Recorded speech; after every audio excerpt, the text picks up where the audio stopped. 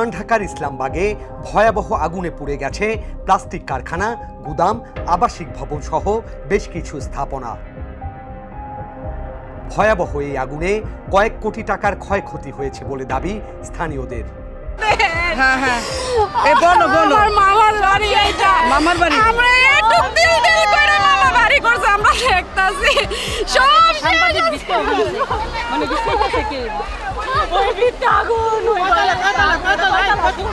আমার বাবা মা, আমার বাচ্চা, আমার ছেলে, আমার মেয়ে, আমার ভাইয়ের বউ ও ছিল না বাসায়, শুধু আমার আম্মু বয়স্ক মানুষ, সে 3টা বাচ্চা নিয়ে বের হইছে। আমাদের বাসায় যে 8তলার উপরেটাই আমরা থাকতাম, এর উপরে সব কিছু শেষ হয়ে গেছে। দুপুর 1:30টার দিকে ইসলামবাগের চেয়ারম্যান ঘাট এলাকায় আগুন লাগার খবর পেয়ে ঘটনাস্থলে পৌঁছায় ফায়ার সার্ভিসের 11টি ইউনিট। ঘিঞ্জি এলাকা ও অপ্রশস্ত রাস্তার কারণে আগুন নিয়ন্ত্রণে বেগ পেতে হয় ফায়ার সার্ভিস কর্মীদের।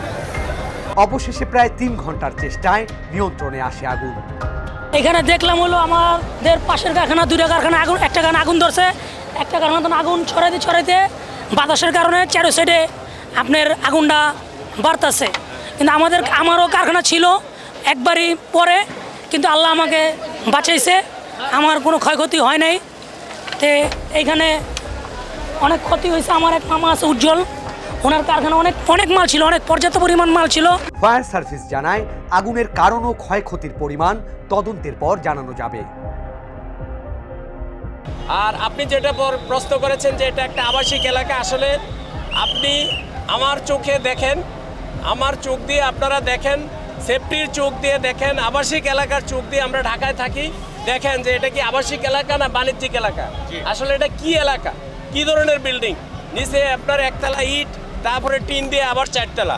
কোন মানুষ কোন বিবেকের প্রেক্ষিতে এই ধরনের বিল্ডিং তৈরি করে এবং বিল্ডিং ভাড়া দেয় আমরা ঠিক বুঝি না, এবং এগুলা বিল্ডিংয়ের কোনো শ্রেণীতেই পড়ে না।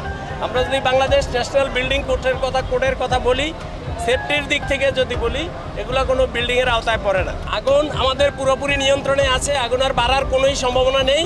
ক্ষয়ক্ষতির পরিমাণটা আমাদের একটা কমিটি হবে, সেই কমিটি ক্ষয়ক্ষতির পরিমাণ নিরূপণ করবে।